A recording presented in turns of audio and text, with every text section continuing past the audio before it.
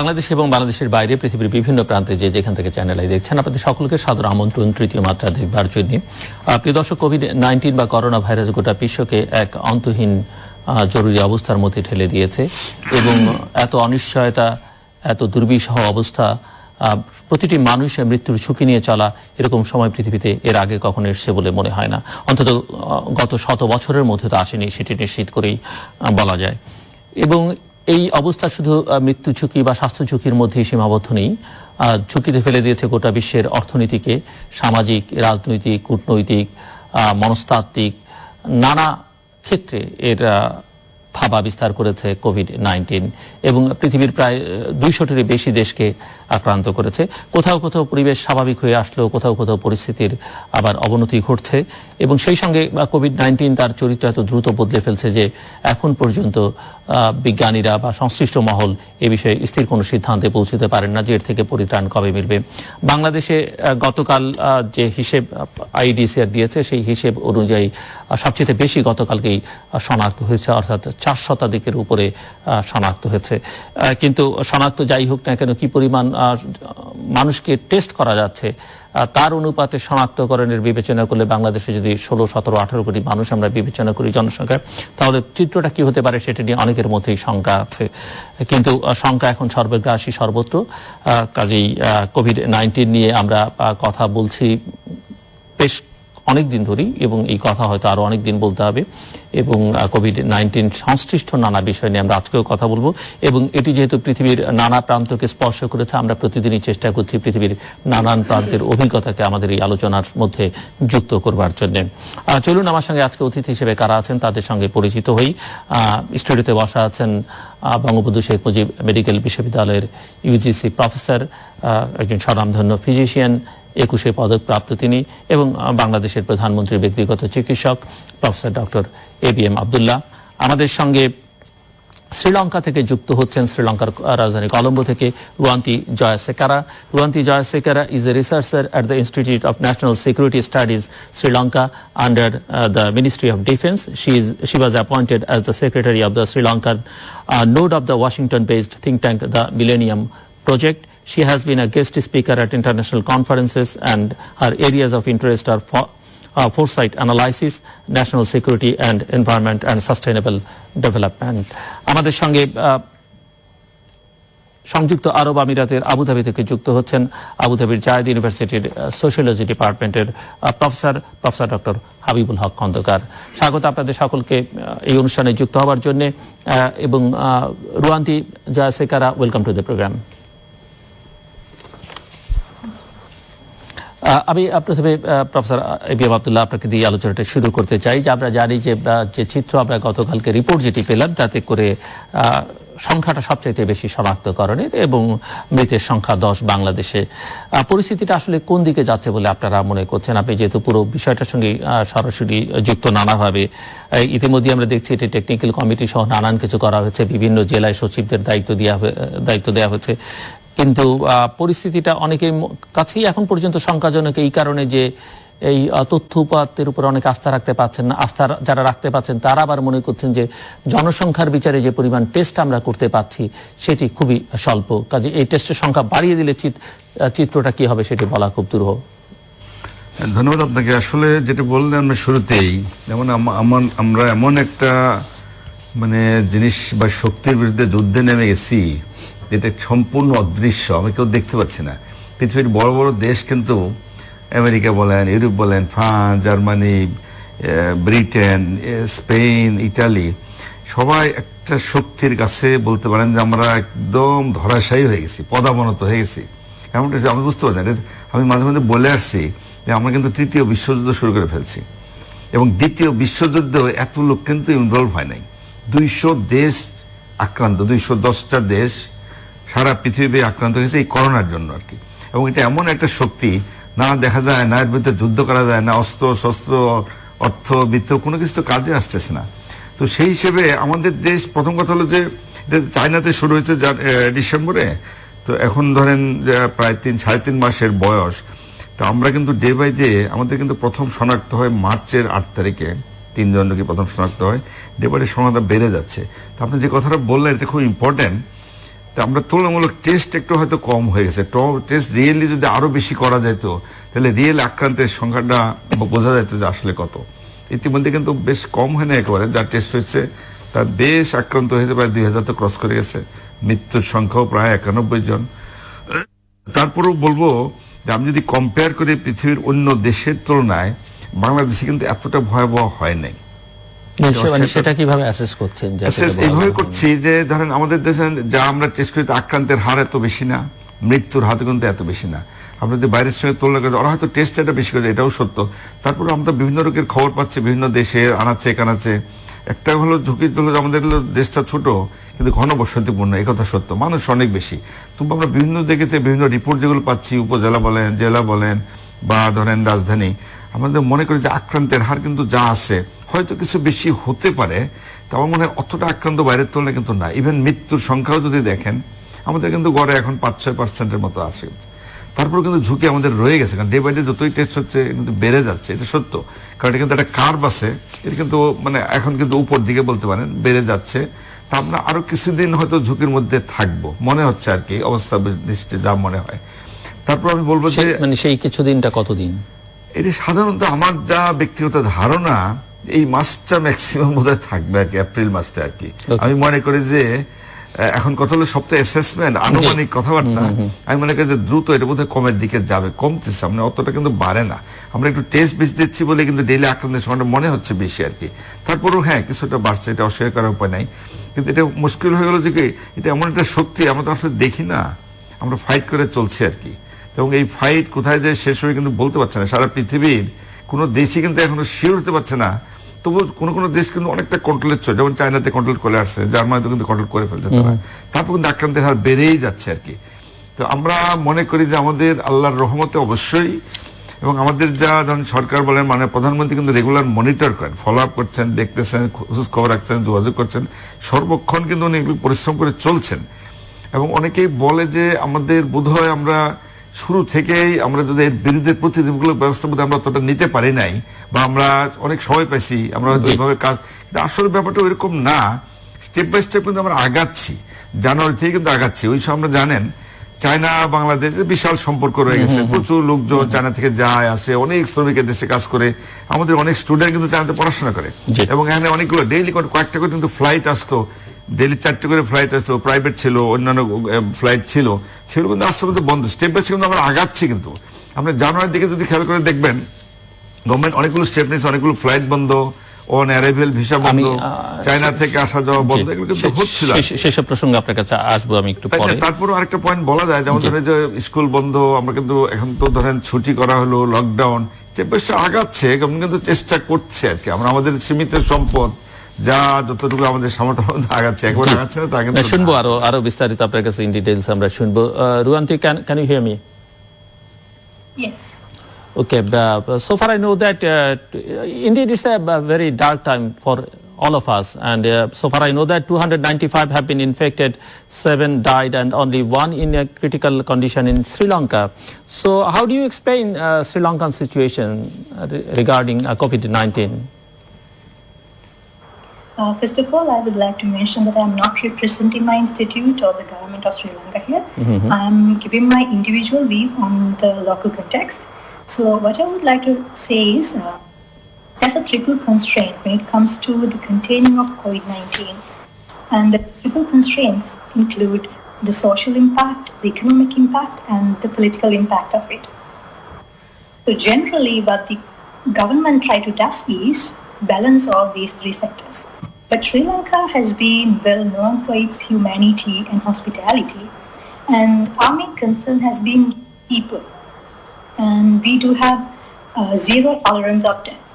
So, like you said, since the first infected case was found in January, up to date we have 303 infected cases with 7 deaths. If you look at Sri Lanka as a developing country and try to compare the situation globally, you can see that Sri Lanka has achieved quite a lot. And even if you look at the regional statistics like India, it has 17,689 cases with 567 deaths. So how do we limit ourselves to 303 cases with 7 deaths? Well, like I said, our concern has paid it back, I guess. The government of Sri Lanka has committed immensely and successfully managed the situation. So what were the current measures? Some of them were closure of schools, preschools, sharing hotlines to contact and seek assistance, and then travel bans for many countries, and then finally altering all arrivals, and island-wide curfew, etc. And also economic reliefs were given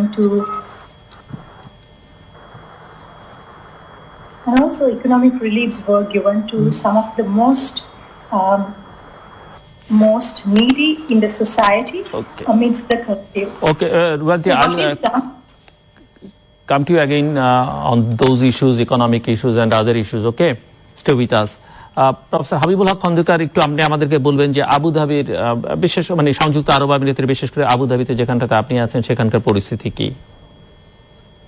হ্যাঁ, এখানকার পরিস্থিতি মোটামুটি একটা কন্ট্রোলের মধ্যে আছে, কারণ এখানে টেস্টিং এর ব্যবস্থা খুব ভালো হচ্ছে এবং এখানে অন্তত আমার শহরে, আবুধাবি শহরে এটা এখনো খুবই সীমিত পর্যায়ে রয়েছে। তবে বাংলাদেশের ক্ষেত্রে যে প্রশ্নটা আসবে যে বাংলাদেশের এখন পর্যন্ত এই আমাদের সংক্রমণের হার এবং মৃত্যুর হার কম থাকলেও এটা আমরা এখনো প্রথম পর্যায়ে রয়েছি, এই কার্ভটা এখনো ঊর্ধ্বগামী এবং আশেপাশের দেশ এবং বিশ্বের অন্যান্য দেশ যাদের সাথে আমরা সংযুক্ত এই বিশ্বায়নের যুগে, সেই সার্বিক পরিস্থিতি যদি ভালো না হয় এবং ভ্যাকসিন যতদিন না বের হবে ততদিন পর্যন্ত কিন্তু আমরা একটা নিরাপত্তাহীনতার মধ্যে থাকতে হবে, মানে স্বাস্থ্যগত ক্ষেত্রে, অর্থনৈতিক ক্ষেত্রে, সামাজিক ক্ষেত্রে, শিক্ষাগত ক্ষেত্রে, মানে একটা সার্বিক পর্যায়ে। তবে এখানে যে বিষয়টা আমি বলতে চাই যে আমরা যেন কোনো একটা ভয় বা একটা প্যানিক সৃষ্টি না করি, কিন্তু একদিকে আমাদের প্যানিক সৃষ্টি করাটা সঠিক হবে না, কিন্তু অন্যদিকে আবার এই সমস্যাটাকে হালকা করে দেখা যাবে না, আদৌ হালকা করে দেখা যাবে না। এটা অত্যন্ত গুরুত্বপূর্ণ একটা সমস্যা এবং আমাদের একটি ভরসা হচ্ছে যে আমরা একটা বিশ্বায়নের মধ্যে আছি এবং উন্নত দেশগুলোতে যেহেতু এই রোগটা ছড়িয়েছে, এই মহামারীটা, তো তারা একটা ভ্যাকসিন এবং বিভিন্ন অ্যান্টিবডি টেস্ট করে অনেক প্রয়োজনীয় এই ব্যবস্থা তারা গ্রহণ করতে পারবে এবং তারা পারলে সেই ব্যবস্থাটা আমরাও তার ভাগাভাগি করে নিতে পারবো, এটা আমার একটা ভরসা। এছাড়া আমাদের বর্তমানে আমরা যে সামাজিক দূরত্ব ইত্যাদি বজায় রাখছি, এই সামাজিক দূরত্ব শব্দটা একটু সমস্যা জর্জিত, এটা হওয়া উচিত নিরাপদ দূরত্ব। সামাজিক আমরা সম্পর্কটা রাখতে চাই, কিন্তু দূরত্বটা রাখতে চাই যেটা নিরাপত্তার কারণে, নিরাপদ দূরত্বটা আমাদের বজায় রাখতে হবে, একে অপরের থেকে নিরাপদ দূরত্ব, নিরাপদ দূরত্ব। এবং এই নিরাপদ দূরত্বটা থেকে বুঝতে হবে যে এটা কেন এই প্রয়োজনীয়তা আমরা বোধ করছি এবং এই যে লকডাউনটা আমাদের আরো কিছুদিন চালিয়ে যেতে হবে। আমাদের সাধারণ খেটে খাওয়া মানুষের অনেক সমস্যা হচ্ছে, সেই সমস্যা তাদেরকে বোঝাতে হবে যে আমরা যে ব্যাপক একটা সমস্যার মধ্যে পড়েছি, এটা এই সমস্যা, এই দুর্যোগ সবাইকে ভাগাভাগি করে নিতে হবে।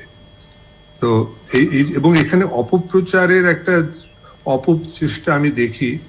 যে আপনি বলছিলেন অপপ্রচারের কথা, অপপ্রচার কিন্তু একটা ভীষণ সমস্যার কারণ হতে পারে। অন্তত আমি এখানে অপপ্রচারের জন্য ব্যাপক শাস্তির বিধান রয়েছে এবং আমেরিকাতে অনেক ইউটিউব এবং অনেক ফেসবুক ইত্যাদি অপপ্রচারের যে জায়গাগুলো সেগুলো বন্ধ করা হচ্ছে, তারা খুব তড়িৎ ব্যবস্থা নিচ্ছে। বাংলাদেশেও এ ধরনের অপপ্রচারমূলক যে ভিডিও ইত্যাদি সেগুলোর বিরুদ্ধে ব্যবস্থা নেওয়া উচিত এবং এই যে মিথ্যা কতগুলো প্রচারণা যে এইটা করলে ভালো হবে, এই যে অপপ্রচার, এই যে মানুষকে একটা ভুল আশা দেওয়া, এগুলো থেকে বিরত রাখতে হবে। কিন্তু প্রফেসর হাবিবুল হক খন্দকার, আপনি যথার্থই বলছেন যে অপপ্রচারের বিরুদ্ধে ব্যবস্থা নেওয়া উচিত, কিন্তু অপপ্রচারের বিরুদ্ধে ব্যবস্থা নিতে গিয়ে অনেক সময় দেখা যায় আমাদের মতো দেশগুলোতে আমরা দেখি যে সঠিক প্রচারণার বিরুদ্ধে ব্যবস্থাটা নেওয়া হয় এবং সেই দিকটাতেই আসলে নজরটা বেশি থাকে, কারণ অপপ্রচার যারা করে তারা আসলে খুব বেশি পরিচিত না বা প্রভাবশালী না, কিন্তু যারা ধরেন মেইন স্ট্রিম মিডিয়া থেকে বা তাদের প্রচারণাটার দিকে সরকারগুলোর নজর অনেক বেশি থাকে, সেটি আসলে সমস্যাটা বেশি তৈরি করে। সেটা অত্যন্ত দুর্ভাগ্যের বিষয়, কারণ এই মুহূর্তে সরকারের সাথে যে মানে আমাদের সিভিল সোসাইটির যে অংশটা খুব নিবিড়ভাবে কাজ করতে হবে, সেই সিভিল সোসাইটির সেই অংশটা হচ্ছে কিন্তু মিডিয়া। এই মিডিয়ার সাথে সরকারের ঘনিষ্ঠ সম্পর্ক রাখতে হবে, এবং মিডিয়া সরকারকে প্রশ্ন করতে হবে যে কেন ব্যবস্থাটা আরো কড়াভাবে নেওয়া হচ্ছে না। এখানে মিডিয়ার ভূমিকা কিন্তু অত্যন্ত শক্তিশালী, কিন্তু মিডিয়াকেও একটু পজিটিভ একটা রোল নিতে হবে, এবং পজিটিভ রোল মানে যে সরকারের ভুল ভ্রান্তিকে এড়িয়ে চলা তা না, সেগুলোকে মানে সংযতভাবে সেদিকে দৃষ্টি আকর্ষণ করা। এবং মিডিয়ার ভূমিকা, প্রিন্ট মিডিয়া এবং টেলিভিশন মিডিয়া, ইলেকট্রনিক মিডিয়া, এটার ভূমিকা কিন্তু অত্যন্ত শক্তিশালী। আমরা সেখানে যদি একটু তাদের মিডিয়ার ভূমিকাটা পালন করতে না দিই, তাহলে কিন্তু আমাদের আরো বড় বিপদের সম্মুখে। প্রফেসর আব্দুল্লাহ, একটু আপনি বলবেন, যেখান থেকে আপনি বলছিলেন যে আমরা সব ব্যবস্থায় নিয়েছি, কিন্তু আমি এই জিনিসটা বলবো যে সব ব্যবস্থায় নিয়েছেন, কিন্তু প্রতিটি ব্যবস্থায় একটু বিলম্বে নিয়েছেন, এবং প্রতিটা ব্যবস্থা নিতে গিয়ে আবার কিছু জটিলতা তৈরি করা হয়েছে। যেমন আপনি বলছিলেন, আপনি যে উচ্চারণ করছিলেন স্কুল, আমার মনে আছে এই অনুষ্ঠান থেকে আমরা বলছিলাম যে স্কুলগুলো বন্ধ করে দেওয়া উচিত, কিন্তু বিলম্ব হয়েছে। আপনি এসছেন, আপনি সরকারি ছুটি, আমরা দেখলাম সেটাও বিলম্বে হলো। আবার বলা হলো যে সরকারি ছুটি দিলেন, আপনি ছুটি মানে বিনোদনের জন্য স্কুল বন্ধ হলো, সব কক্সবাজারে চলে গেল, আপনি সরকারি ছুটি দিলেন, সবাই সারা দেশে ছড়িয়ে পড়লো। এরকম নানা রকমের জটিলতা কিন্তু আমরা দেখতে পাচ্ছি। আমরা দেখতে পাচ্ছি যে ব্রাহ্মণবাড়িয়াতে একটা জানাজাতে হাজার হাজার মানুষ যুক্ত হয়ে, তা আপনি বলছেন একদিকে লকডাউন, অন্যদিকে আপনি মানুষকে সমাবেশ করবার সুযোগ করে দিচ্ছেন। সো প্রতিটা ক্ষেত্রেই কিন্তু নানা রকমের জটিলতা এবং সমস্যা আসলে খুব জরুরি। আমি পয়েন্ট প্রথমে যে আপনি অনেকগুলো মানে একসাথেই হয়তো একটার পর একটা বলছি। আচ্ছা, আমি একটু ক্লারিফাই করি। আগে একটা বলছিলাম না যে সামাজিক দূরত্ব, এটা প্রথমে বলা হচ্ছিল, আসলে কিন্তু জিনিসটা সামাজিক না। পরে দেখা হলো এটা না, সামাজিক দূরত্ব দিয়ে আসলে এটা মেইনটেইন হয় না, কেউ করেও না, মানেও না। আসলে ফিজিক্যাল ডিস্টেন্স, শারীরিক দূরত্ব, যেটা দূরে দূরে থাকে, মানে মিনিমাম 3 ফিট, হয়তো আমেরিকানরা বলে 6 ফিট, এটা কিন্তু সবচেয়ে জরুরি। এবং লকডাউনের কিন্তু এটাই উদ্দেশ্য, যে আপনি ঘরে থাকবেন, দূরত্ব মেনটেন করেন, একসাথে মিশবেন না। কিন্তু আনফর্চুনেটলি আমাদের দেশে কিন্তু এটা হচ্ছে না। সামাজিক বলতে বিয়ে শাদিও কিন্তু হয়ে যাচ্ছে, মানুষ ফুর্তি করছে, বেড়াইতেছে, পার্কে যাচ্ছে, ঘুরতেছে, সুতরাং এটাও হচ্ছে না।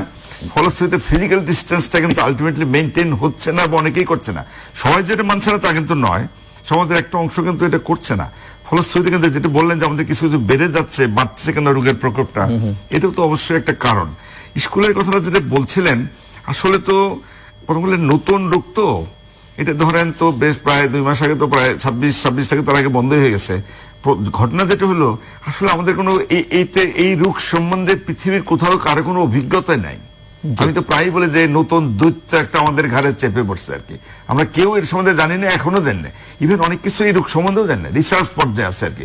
সুতরাং আসলে বোঝাই যাচ্ছিল না কি করতে হবে।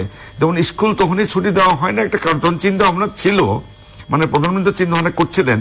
দু একটা কারণে দেরি হলে, দেরি ঠিক হয় নাই, কারণ স্কুলে একটা লাভ ছিল, সেটা বাচ্চারা স্কুলে ছিল, দূরত্ব মেটে করতো। ওখানে কিন্তু তাদের যে হেলথ এডুকেশন যেটা বলেন, স্বাস্থ্য বিষয় বা করোনা সম্পর্কে যে কথাবার্তা আলোচনা যেগুলো চলছিল, ছুটি দিলে তো এই জিনিসটা হতো না, বাড়ি চলে যায়, বাড়ি চলে তো কিছু হলো না আলটিমেটলি। সেই জন্য কিন্তু ডিলে করা, খবর নেওয়া, আসলে যোগাযোগ ছিল যে কখন প্রয়োজন অনুযায়ী ব্যবস্থা করা হবে। খুব যে বেশি দেরি হয়েছে এটা আমার মনে হয় না, কারণ আমিও শুরু থেকেও বলছিলাম যে এই মুহূর্তে স্কুল বন্ধ করার দরকার নাই, বরং ছেলেরা স্কুলে থাকা করা, এমনি মানে স্বাস্থ্য বিষয়ক বা করোনা বিষয়ক যে শিক্ষাগুলা অন্তত টিচারের মাধ্যমে তারা কিন্তু জানতে পারবে, এটা কিন্তু মেনটেন করে। যাই হোক, তারপরেও কিন্তু গার্জিয়ানরা অত্যন্ত উদ্বিগ্ন, স্কুলের উপস্থিত নেয়, ছেলেবেলারা দেখে এমনি স্কুল বন্ধ করে দিচ্ছে, নিজেরাই বলতে পারেন, আলটিমেটলি কিন্তু বন্ধ করা হয়েছে। তারপরে যেটা বললেন ছুটি, এটা তো আসলে বলতে পারেন যে আমরা দেখলাম গার্মেন্টস, আপনি ফ্যাক্টরি বন্ধ করে দিল, আবার গার্মেন্টস খুলে দেওয়া হলো। ছুটিটা অত্যন্ত দুর্ভাগ্যজনক। এই ছুটিটা যেটা আমরা বলতে বিনোদনমূলক ছুটি না, এটা তো ঈদের ছুটি না, কিন্তু আনফর্চুনেটলি মানুষ এখানে বিনোদনমূলক ছুটি মনে করে, আমার মনে হয় এটা বলা হচ্ছিল এটা ছুটি নয়, এটা লকডাউনের একটা পার্ট, ঘরে বসে থাকা হচ্ছিল। যখন ছুটি ঘোষণা করা হলো, মানুষ মনে হচ্ছে ছুটি, সবাই কিন্তু ট্রেন, বাস, একেবারে লঞ্চ টঞ্চ এমন ভাবে বাড়ি চলে গেল, বাড়ি বলতে গ্রামে গঞ্জে সারা দেশে কিন্তু ছড়ায় পড়লো। এটা কিন্তু অত্যন্ত আসলে ক্ষতিকর অবস্থা দাঁড়াইছে। তার মানে কার মধ্যে সুপ্ত অবস্থায় ভাইরাস ছিল, কেরিয়ার ছিল, সে কিন্তু সারা দেশে বলতে পারেন যে ছড়াইছে। তারপর আমি একটা কথা বারবার বলছি, এটা একটা ভুল যখন হয়ে গেছে, আপনি কিন্তু বাড়ি চলে গেছেন সবাই, যারা ম্যাক্সিমাম গেছেন, তারা আপাতত অন্তত কোয়ারেন্টাইনটা মেনটেন করেন। যারা বাড়ি চলে গেছে ছুটিতে, ঘোরাফেরা করেন না, ঘরে থাকেন, এদিকে যাবেন, কিন্তু আনফর্চুনেটলি সেটাও হয় না। মানুষ বেড়াচ্ছে, ঘুরতেছে, বিয়ে শাদিও থেকে হয়ে গেছে, এরকম ঘটনা ঘটতেছে, কিন্তু এগুলো কিন্তু হয়ে গেছে। সুতরাং এটাও দুর্ভাগ্যজনক। আর যেটা বললেন আপনি যে ওই যে গার্মেন্ট, যে এটাও একটা মনে হয় আমাদের একটা ভুল সিদ্ধান্ত হয়ে গেল। ব্রাহ্মণবাড়িয়া একটা আপনি আর্মি নামালেন, পুলিশ নামালেন, কয়েকটাই বলছি আমি। গার্মেন্ট যেটা, এটাও বোধহয় ভুল হয়ে গেল। কার সিদ্ধান্তে কেন হলো? দেখালে মানুষ স্রোতের মতো কিন্তু চলে আসলো শহরে, একেবারে হাইটে, দূর দূর থেকে মাইলের পর হাইটে চলে আসছে ট্রাকে করে। ইভেন আপনি হয়তো একটা ছবি দেখছেন কিনা, ভয়ে যে হয়তো আর্মিরা আটকায় দিবে, এটা ড্রামের মধ্যে, তাই না, পালায় পালায়। এটাও কিন্তু একটা দুর্ভাগ্যজনক। আবার আরেকটা ভুল হলো, তখন যখন সবাই প্রতিবাদ করলো, ঠিক হয় নাই, আবার ছুটি দেওয়া হলো, তা কিন্তু আবার চলে গেল গ্রামেতে, এই যে আনলো আবার চলে গেল, এটাও কিন্তু ভুল হয়ে গেছে, এটাও ঠিক হয় নাই। আচ্ছা, আরেকটা কথা যেটা আপনি বললেন মাত্র 2-3 দিন আগে, যেটা বললেন, এটা তো আসলে গভর্নমেন্টের, পুরোপুরি গভর্নমেন্টের দোষ দেওয়া মুশকিল। লক্ষ লক্ষ লোক সমান মারা গেলেন, তাই তো? উনি অত্যন্ত বুজুর্গ ছিলেন, হয়তো রিনাউন্ডমেন্ট, সবই ঠিক আছে, কিন্তু গভর্নমেন্ট কিন্তু বারবার বলছে আপনারা দূরত্বটা মেইনটেইন করেন, কিন্তু আনফরচুনেটলি সেটাও কিন্তু হাজার হাজার লোক কিভাবে দূরত্ব কিভাবে মেইনটেইন করে, লাখ লাখ লোকের মধ্যে কে ভাইরাস প্রশ্ন হচ্ছে যে শাস্তি দেয়া হয়, মানে ব্যবস্থা নেওয়া হয়েছে, তারা বুঝতেই পারে নাই যে লক্ষ লক্ষ লোকের মানুষ যে একেবারেই, তার তো নিজস্ব একটা দায়িত্বও তো আছে। মানুষ তার নিজস্ব দায়িত্বটা পালন করবে না, সেই দায়িত্ব পালন করলো না, তার সামাজিক দায়িত্ব বলেন বা রাষ্ট্রীয় যেটা অর্ডার একটা আছে মানলো না, লক্ষ লোক, এটা তো পুলিশও পারছিল না, কারণ 1 লক্ষ কত লোক গেছে, কয়টা পুলিশ দিয়ে আপনি ঠেকাতে পারতেন না, তখন এটা আরেকটা প্রবলেম হয়ে যেত। এটাও কিন্তু অন্যায় হয়ে গেছে। এই প্রসঙ্গে বোধহয় একটা কথা বলা যায়, এটাও ভুল হয়ে গেছে। এবং আমার তো মনে হয় যে এই যে কিছু যে ছড়ে যাচ্ছে, কেউ কেউ তো বলছেন যে পার্লামেন্টও আপনি কেন বলা যায়, এটা জবাব দিচ্ছি, তার মানে এটাও কিন্তু ভুল হয়ে গেছে। এবং তারা কি করে, সামাজিক ব্যাপার, আমি তো আপনার আগেও বলছেন যে করোনা এমন একটা রোগ, আমাদের সামাজিক, রাজনৈতিক, অর্থনৈতিক, সাংস্কৃতিক, ধর্মীয়, শিক্ষা সব দিক দিয়ে কিন্তু আমাদের লন্ডভন্ড করে ফেলছে, এবং এটাও কিন্তু লন্ডভন্ডের একটা পার্ট বলতেই হবে। তো এই কথাটার প্রতি আপনার জবাব দেওয়া উচিত আমার, যে পার্লামেন্ট যে কথাটা বললেন, যে তাহলে পার্লামেন্টটা কেন করলো? আসলে এটা আইন একটা, তো আপনি নিশ্চয়ই জানেন সাংবিধানিক কিন্তু বাধ্যবাধকতা আছে, 60 দিনের মধ্যেই পার্লামেন্ট কিন্তু দিতে, এটা কম্পালসারি না, হয়তো উপায় ছিল, কারণ সাংবিধানিক শূন্যতার বা অন্য যে কোনো একটা অসুবিধা হতে পারতো। তবে আমি যদ্দূর জানি, আমি পার্লামেন্ট সেদিন ছিলাম, এবং এটা গভর্নমেন্ট স্বাস্থ্য বিধি মেনে, মিনিমাম সেখানে কোরাম লাগতে 60 জন, 60 জন ছিল, এবং তারা কিন্তু ডিস্টেন্স মেনটেন করছেন, এটাও মেনটেন করা হয়েছে। এবং ভিতরে ঢোকার সময় অ্যান্টিসেপটিক মেজার যা নেওয়া দরকার, মানে ওই মাস্ক বলে সবকিছু নিয়ে কিন্তু তারা কিন্তু করছে এটা। এবং এটা আমার তো মনে হয় সবচেয়ে স্বল্পতম অধিবেশন, তাই না, 1 ঘন্টা বা 1.25 ঘন্টার মতো হয়েছে। সুতরাং এটা যে খুব একটা ভুল হয়েছে বলে আমি বলবো না, এটা ঠিকই আছে, এবং তারা কিন্তু মেনটেন করে পার্লামেন্টে করছে। সুতরাং এটার সঙ্গে তুলনা করে যদি আপনি জানাজার তুলনা করেন, এটাও আসলে ঠিক না। আমি তুলনা করছি না, অনেকে হয়তো বলছেন তাহলে পার্লামেন্টটা হয়তো না হতো, এটা যাই, এটা মনে ঠিকই আছে, তবে এটা হয়তো ভুল হয়তো হয়ে গেছে, আর কি করবেন। তারপরেও তো আমাদের এখন আমরা বারবার বলছি, জনগণের জন্য উদ্দেশ্য বলছি, সবার জন্য বলছি, আপনারা ফিজিক্যাল ডিস্টেন্সটা মেনটেন করে চলুন, অন্তত কিছুদিনের জন্য। কষ্ট হবে, এই কষ্টটা যদি না করেন, তাহলে পুরো জাতি কিন্তু হুমকির মধ্যে পড়ে যাবে আর কি। Ruwanthi, COVID-19 issue is a public health issue, and Sri Lanka's good health has been achieved at low cost. Government health spending has generally been around 1.5% of GDP, but Sri Lanka is one of the best health performers in the South Asian region. Though public health care is financed through general tax revenues, yet there are regularly shortage of medicines, laboratory and other diagnostic facilities, long queues for specialized health clinics and surgeries, and overcrowded inpatient wards. Is there any reformation needed for the current healthcare system in Sri Lanka, and do you think the government should increase healthcare expenditure? So this COVID-19 has made us learn lessons.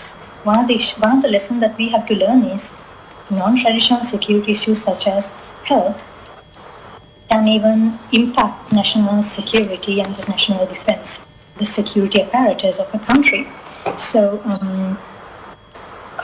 currently when focusing about the health system, when it comes to tackling and containing the spread of COVID-19, what we lack right now is we need more research on pandemic transmission and also detecting virus-specific antibody that should be encouraged by our medical schools. And I highly doubt if we have antibody tests right now. We do have PCR and we have the capability to do 3,000 tests per day right now.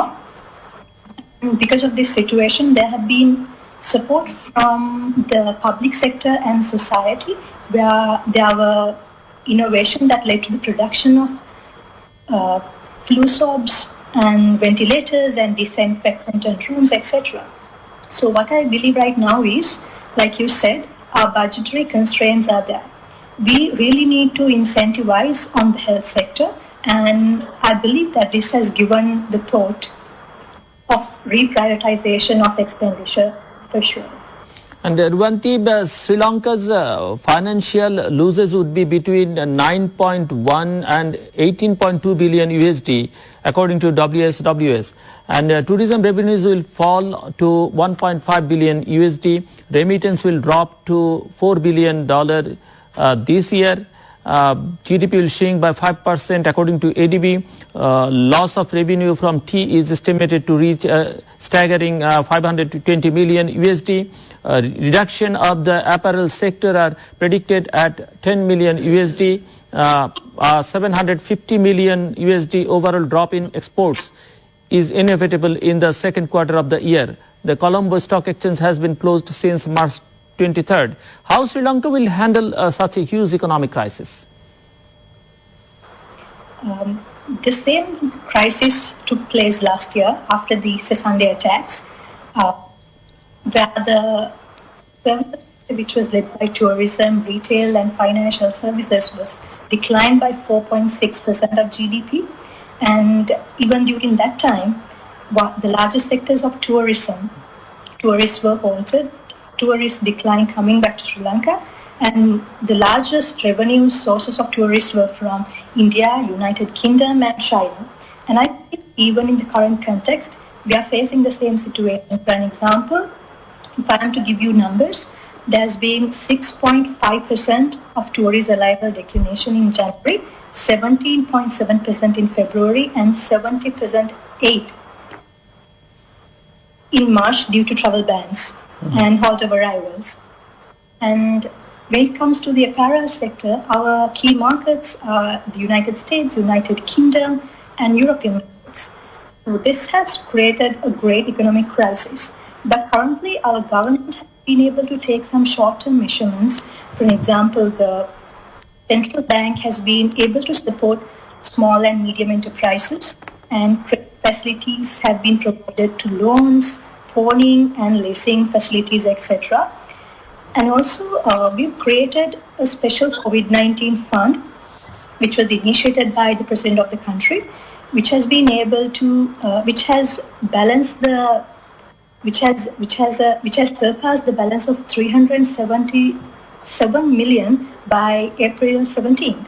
And this has been used as means to support the elderly, the physical disabled and the low-income earners during the curfew situation. So what I believe is, if as a short-term economic incentive, since the curfew was relaxed in most of the areas except the red zones, the daily wage earners and the employees in services sector will get back to their work and they will be able to recover gradually. But we do need further initiatives. This could include recommencing of the stalled development projects that are currently in Sri Lanka, and also use of the COVID-19 fund to cater more health sector needs.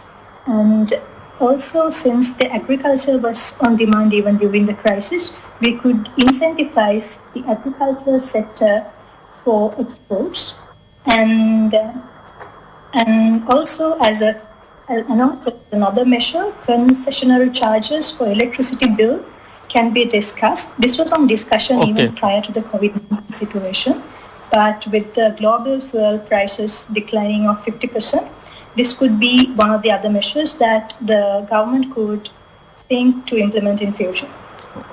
Professor Habibul Haque Khandakar, একটু আপনি আমাদেরকে বলবেন যে আমরা জানি যে বাংলাদেশে কোভিড-19টা আসার পেছনে একটা বড় সোর্স হিসেবে বলা হয় যারা প্রবাস থেকে বাংলাদেশে এসেছেন গত কয়েক মাসে, তাদের মাধ্যমে এসে, এবং আমরা জানি যে প্রবাসে বিশেষ করে মধ্যপ্রাচ্যে প্রচুর সংখ্যক বাংলাদেশি কাজ করেন এবং তাদের অনেকে এই সময়টাতে এসেছেন। কিন্তু একটা বড় ঝুঁকি, আপনি যেহেতু মধ্যপ্রাচ্যে আছেন, আপনার কাছে একটু শুনতে চাইবো যে এরা দেশে এসে অনেকেই আর ফেরত যেতে পারছেন না, অনেকে ফেরত যেতে পারবেনও না, সেটা বাংলাদেশের ভেতরে এক ধরনের সামাজিক সংকট তৈরি করবে, আর্থিক সংকট তার সঙ্গে যুক্ত হবে।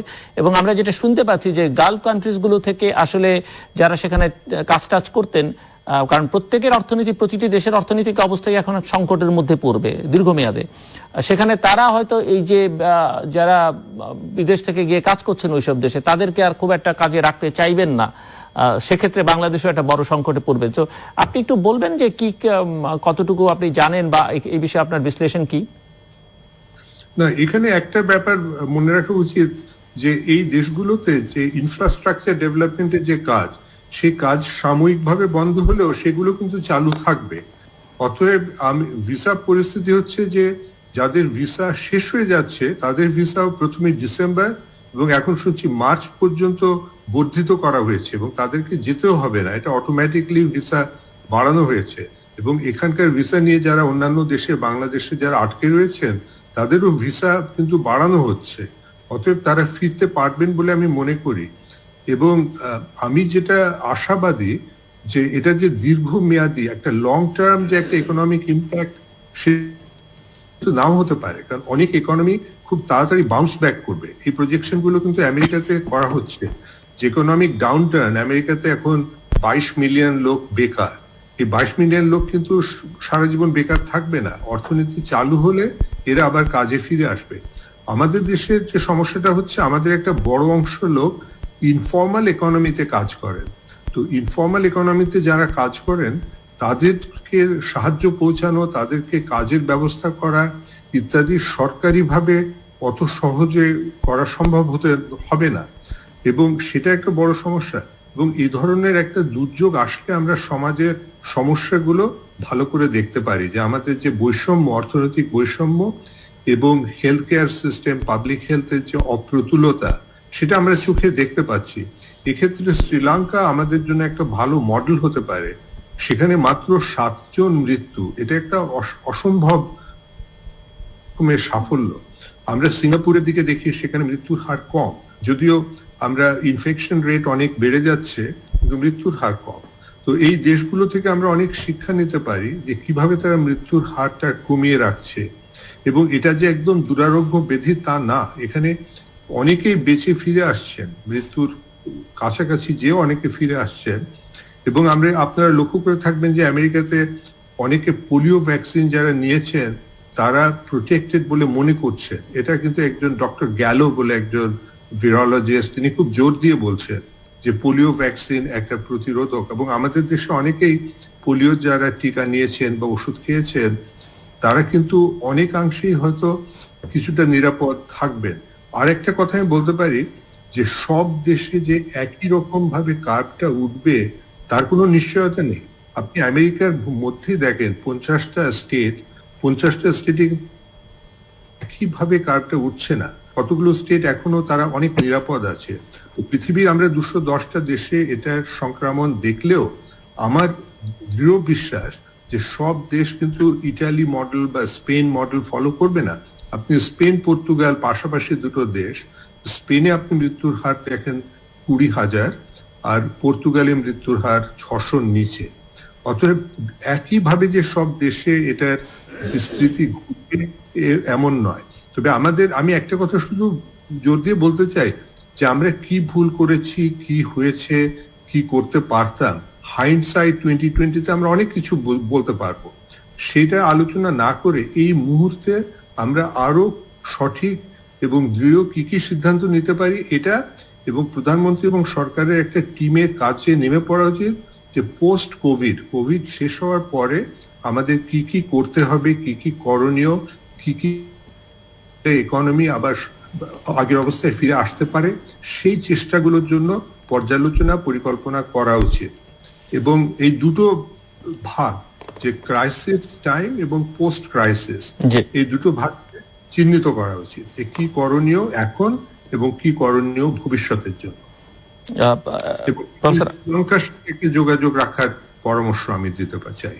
জি প্রফেসর এবিএম আব্দুল্লাহ, একটু আপনি বলবেন, আমি একজন চিকিৎসক হিসেবে বলা হচ্ছে যে চিকিৎসকরা সবচেয়ে ভালনারেবল, ফ্রন্ট লাইনের যোদ্ধা তারা, কিন্তু চিকিৎসকদের আসলে যুদ্ধের মাঠে ঠেলে দেয়া হয়েছে কোনো রকমের সুরক্ষার ব্যবস্থা না করেই, এবং যে কারণে এখন দেখা যাচ্ছে প্রচুর চিকিৎসক করোনায় আক্রান্ত হচ্ছেন এবং এই খবর প্রায় সকল মেডিকেল কলেজ থেকেই কম বেশি মারাও গেছেন, কম বেশি আসতে শুরু করেছে এবং যিনি মারা গেলেন তার ক্ষেত্রেও যথাযথ ব্যবস্থাটা নেওয়া হয়নি, সেই অভিযোগ আছে।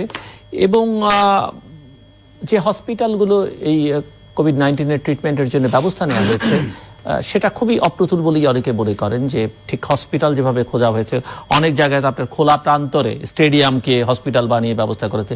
চীনের উহানে যেটা করা হলো সেটিও যদি আমরা সেই বিবেচনা থেকে বাংলাদেশ যদি একদম প্রথম যখন উহানে হয় বা উহান থেকে যখন একটা ফ্লাইটে করে নিয়ে আসা হলো, তখন থেকেই বলা হচ্ছিল যে আপনি নিজেও বলছিলেন এই অনুষ্ঠানে যে কিছু কিছু আলাদা করে ব্যবস্থা করে রাখা উচিত।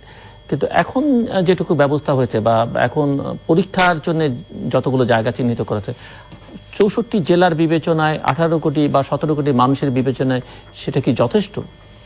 আচ্ছা, প্রথম আনসারটা দেই আমি। আপনি শুধু ডাক্তার বললেন, ঠিক আছে, আমি ডাক্তার, নার্স, স্বাস্থ্যকর্মী যারা ডাক্তার না, ইভেন আমি তো বলি যে doctor, nurse, ward boy, cleaner, even যারা ট্রলি ঠেলে সবার জন্য অবশ্যই ডাক্তাররা, নার্সরা ফ্রন্ট লাইনের যোদ্ধা, তাতে কোনো সন্দেহ নাই।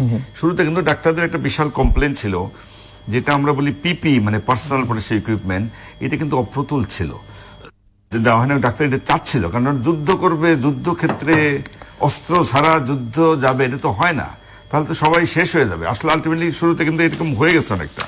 তারপরেও গভর্নমেন্ট হয়তো চেষ্টা করছে, পিপি দেওয়ার চেষ্টা করছে, তারপরেও কিন্তু অত্যন্ত ঝুঁকিপূর্ণ।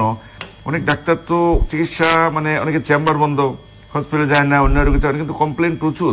এবং অনেক রোগীতে এমনও কমপ্লেন করে, সব রোগী কি করোনা নাকি, সর্দি জ্বর হলেই কি করোনা হবে, অন্য রোগ কি নাই, বা করোনা ছাড়া নন কমিউনিকেবল ডিজিজ যেগুলো আছে, ডায়াবেটিস, প্রেশার, স্ট্রোক, কত রকমের রোগী তো আছে, লিভার, কিডনি।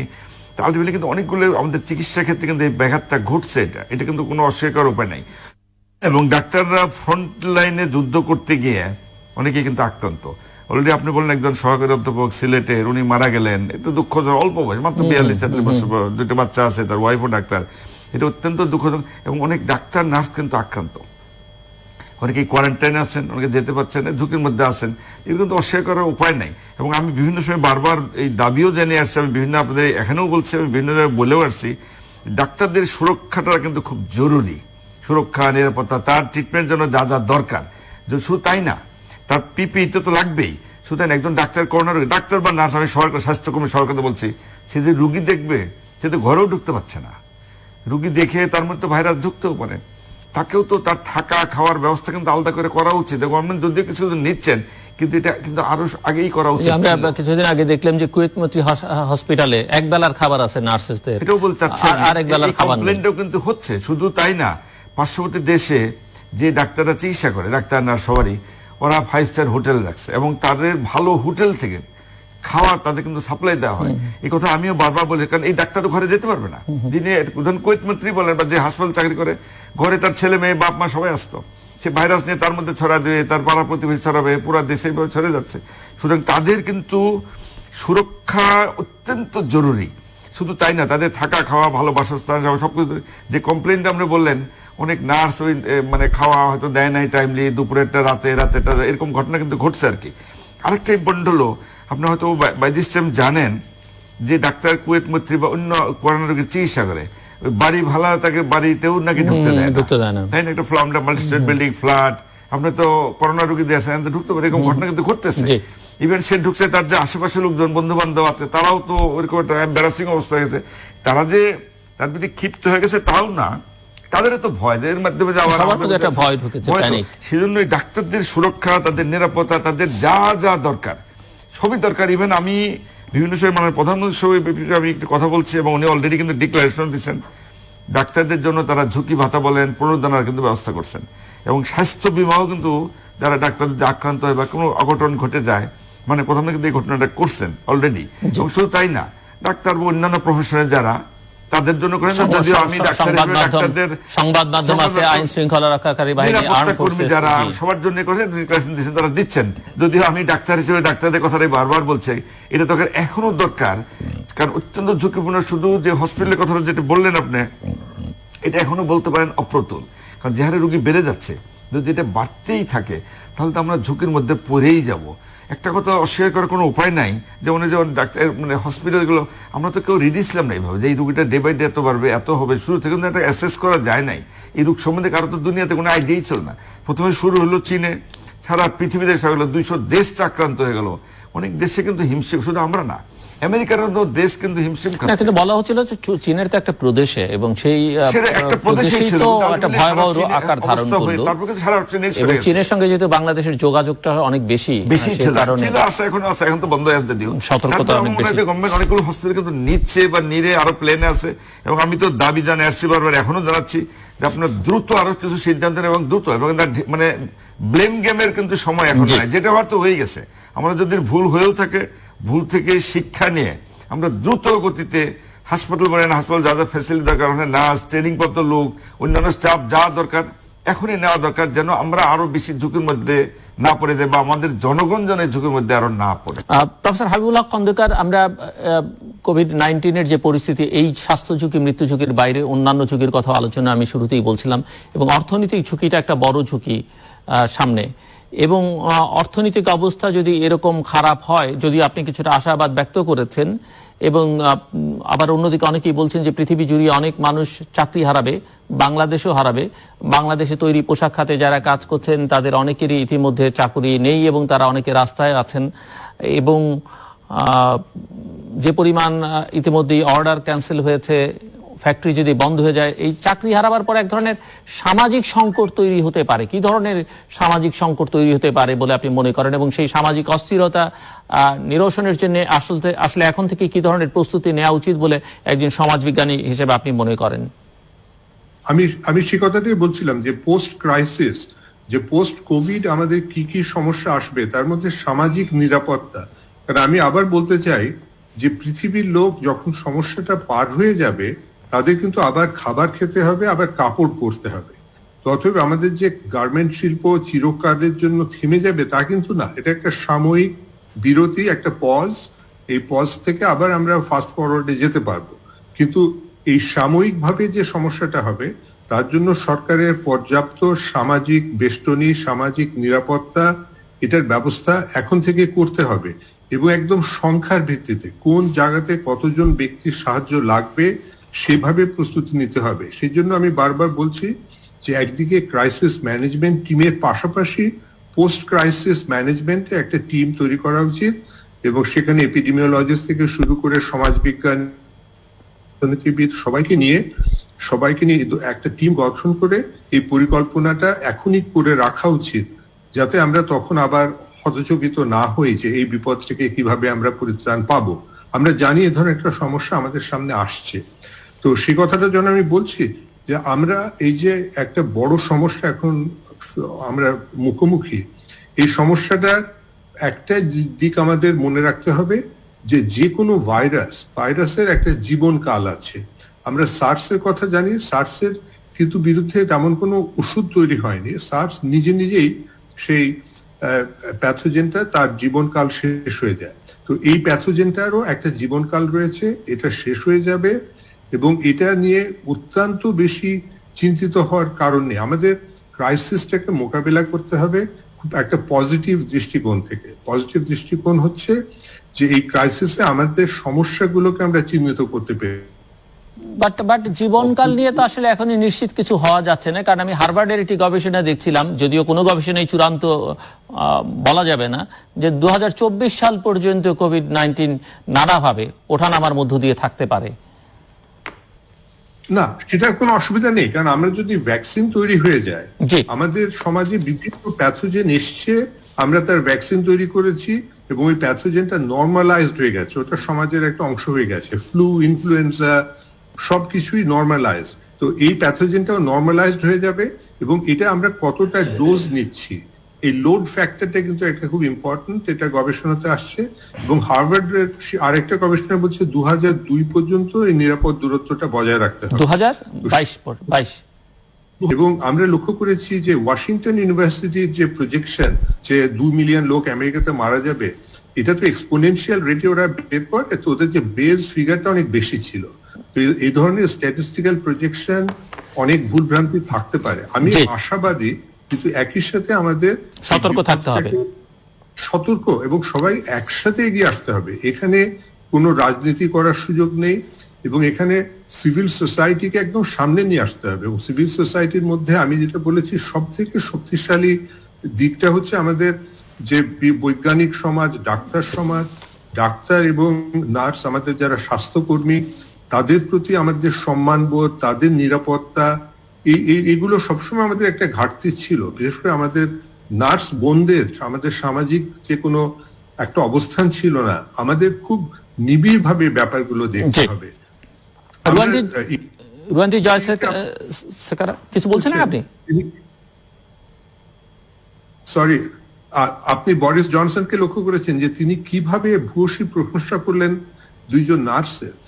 এই ধরনের আমাদের দেশের নার্সদের যে সামাজিক একটা সম্মান এবং সামাজিক অবস্থান, এটা আমাদের অত্যন্ত নিবিড় ভাবে দেখতে হবে এবং নিজেদের অনেক সময় লজ্জিত হতে হবে আমরা কেন তাদেরকে সেই মর্যাদাটা দিতে পারছি না। Ruwanthi Jayasekara, according to Talking Economics, economic impact of COVID-19 on Sri Lanka is a being a storm. So what is your opinion regarding this, Ruwanthi? And is there any hope for the Sri Lankan economy to regain within a year? According to the economics, they believe that this will have long-term economic impact, and we will have an inflation rate higher than last year, which will be 5% in 2020, while in 2019 it was only 4.3%, which collapsed the economy after the Easter Sunday attacks. But when you look at the COVID-19 situation, it is a global scenario. It is not just shrinking economics of Sri Lanka. Therefore, the multilateralism made Sri Lankan situation even more worse. Because for an example, we have close ties with China, and most of our imports are from China.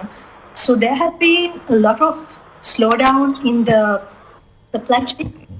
And from looking at the apparel sector, which is one of the major services sectors of Sri Lanka, our main target areas and the key markets have been the West and the Europe.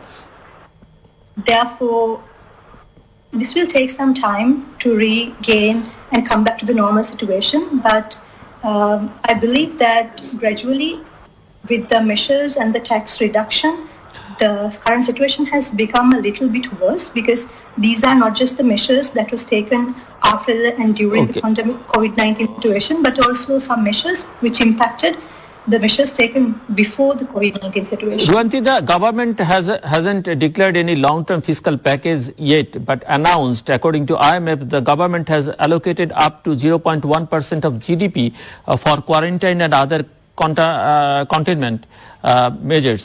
Cash transfer payments totaling around 0.1% of GDP will also be made to vulnerable groups. Payment deadlines for income tax, VAT and certain other taxes have been extended until end April. Price ceilings on essential food items, concessional loans and food allowances for low-income consumers. Is it possible to fight the crisis through these initiatives, or further initiatives are needed? What do you think? Current now, since all these initiatives were taken, because there was an all-island curfew in the country, and only the essential services sector was in action. Now, since the curfew has been relaxed in most of the areas and people go back to normal situation, I think the measures will be sufficient for the moment, at least for a month. But then, like I said earlier, there should be concessions on the social impact and the economic impact of the people, especially when it comes to electricity, water, etc. And also the current possessions and the resources could be utilized in intensifying the current existing resources, especially in the agricultural sector, and especially incentivize more exports. And in the long term, there could be many other measures taken. On 15th March, Indian Prime Minister Narendra Modi called for the COVID-19 emergency fund to tackle the spread of the deadly virus in the SAARC countries. Modi had proposed the emergency fund with an initial offer of $10 million from India for the purpose. Bangladesh has also contributed 1.5 million USD. Even Sri Lanka was donated USD 5 million for the fund. But what measures are going to take the SAARC members? Is there any clear idea? And what initiative SAARC has announced for Sri Lanka to fight COVID-19? First of all, the action taken by the Prime Minister Modi has been applauded because he has tried to implement and make SAARC work at this hopeless time. So we really value our diplomatic relations and then multilateral regional organizations and the efforts that the other states try to put in at times of the crisis like this. But the issue is this has been limited to consultation processes and sharing best practices of the other countries and also formulating a strategy to fight against the COVID-19.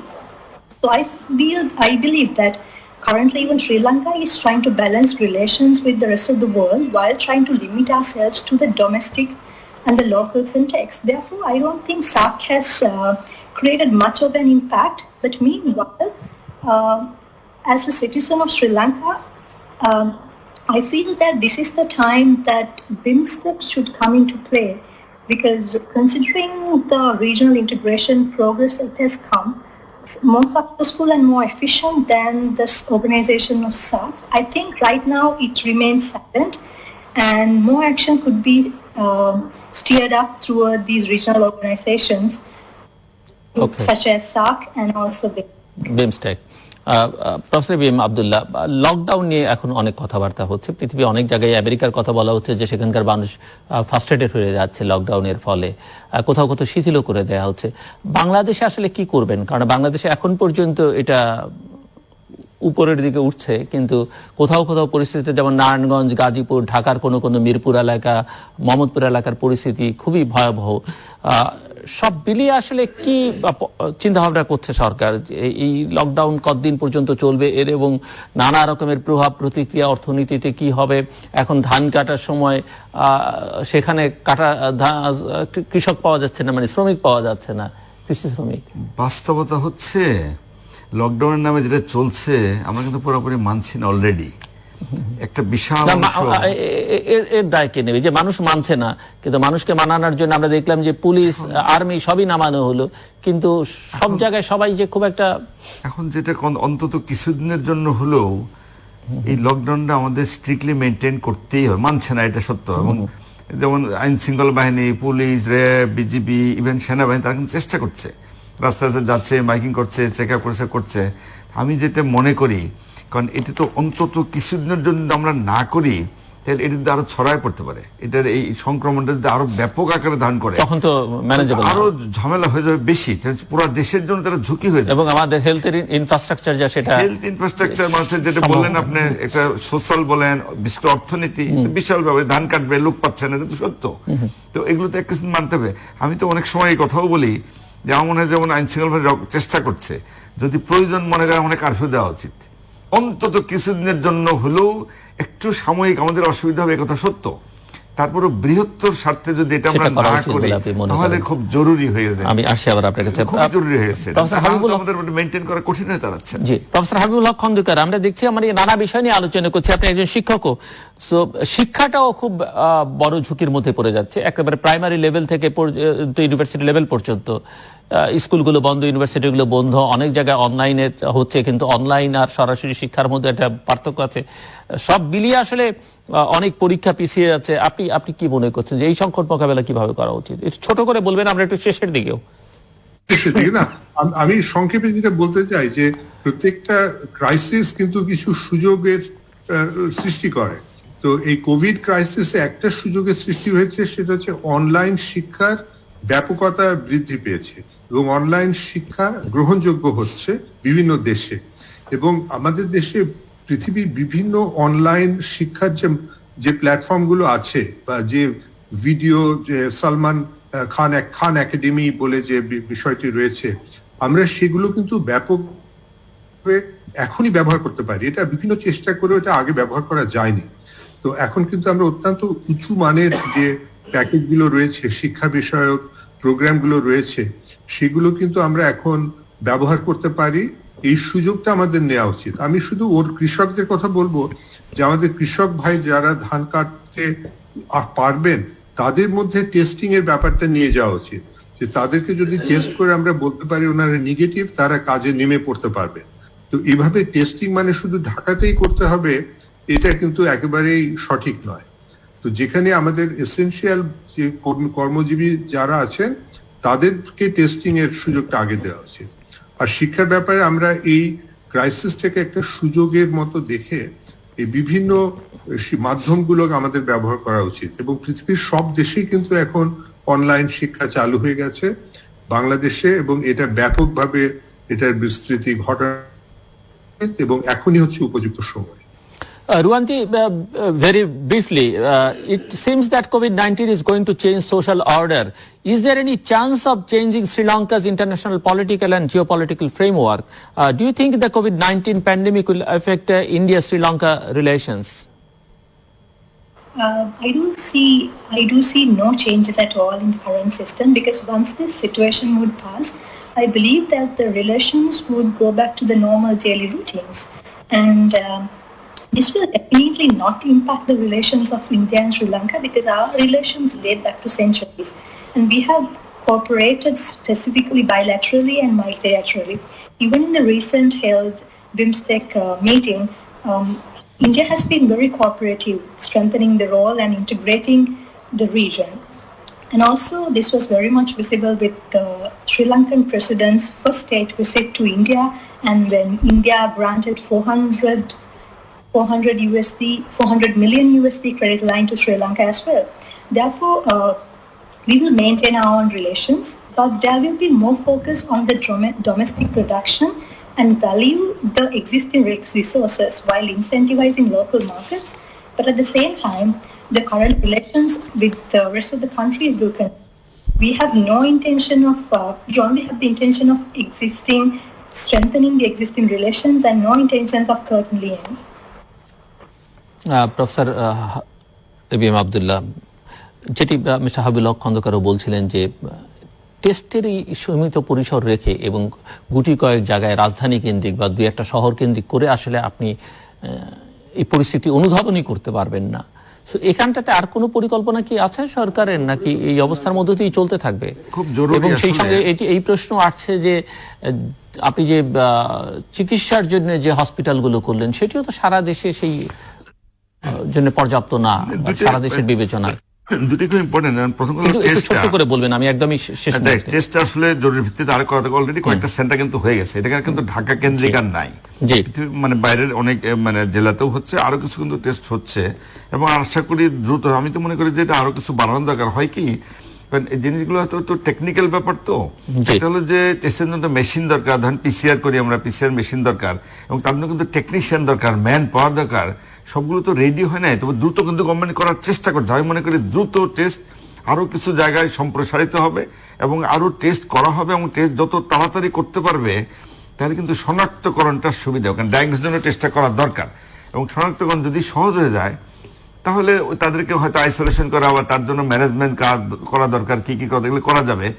তাতে আমরা কিন্তু এটা যে যাতে দ্রুত আরো spread না করতে পারে সেটার ব্যবস্থাটা কিন্তু করতে পারবো। এটা করা উচিত আসলে, না হলে তো আমাদের মুশকিল হয়ে যাবে।